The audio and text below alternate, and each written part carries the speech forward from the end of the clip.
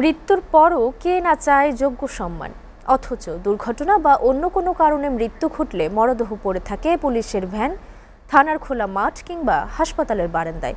এতে ক্ষুব্ধ স্বজনরা। সংশ্লিষ্টরা বলছেন, মরদেহের সম্মানজনক সংরক্ষণের ব্যবস্থা না থাকায় এ ধরনের অসম্মানে পড়তে হচ্ছে হতভাগ্যদের। পাশাপাশি ভোগান্তি বাড়ছে শোকাহত স্বজনদের।